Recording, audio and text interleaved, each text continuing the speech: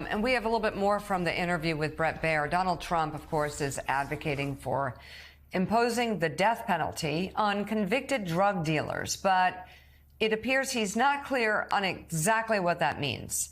In a second part of his interview with Fox News host Bret Baier that aired last night, Trump touted his pardon powers while in office, saying they were focused largely on nonviolent offenders. He specifically cited the case of Alice Johnson, whose sentence was commuted in 2018.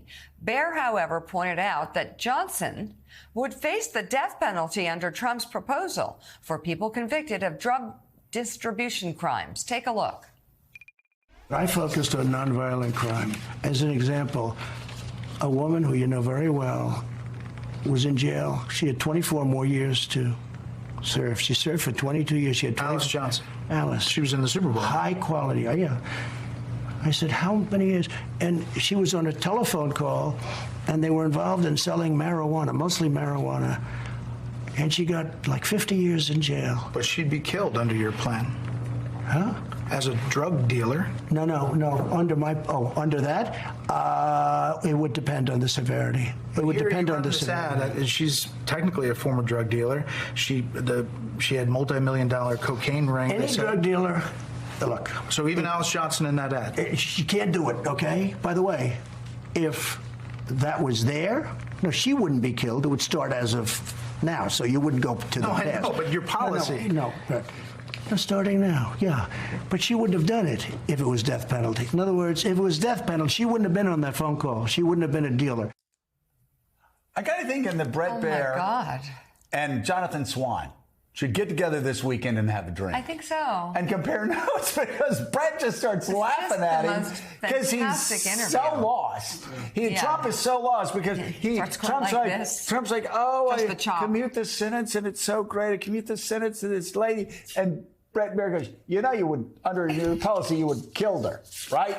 Well, no, because that was back then. He just starts laughing because Trump is so clueless about the fact that he's bragging about commuting the sentence of a woman that his new policy would have killed.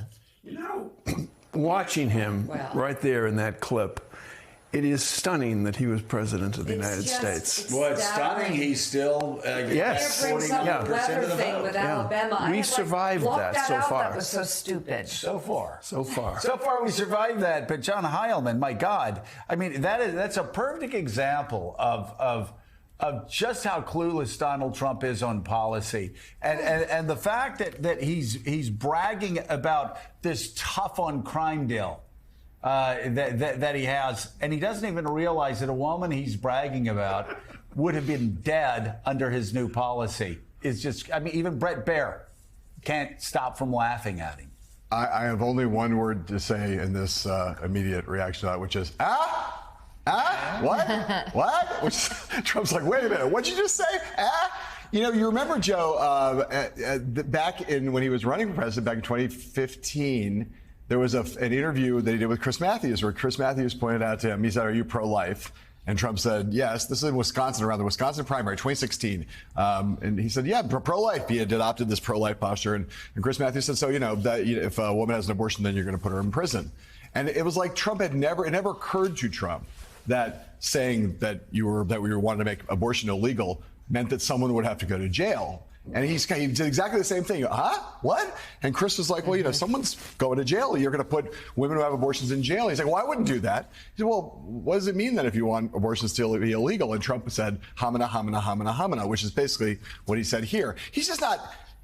I mean, to say that Trump is facile and shallow when it comes to policy is, you know, understating the case considerably, Jonathan. But as you know, the appeal of Donald Trump politically is not that he's like has a Bill Clinton like wonk mind on matters of policy. But boy, when you see it in some of these cases where the obvious, natural, like an elementary school level understanding of, well, if this, then that, and to see him stumped in that way again.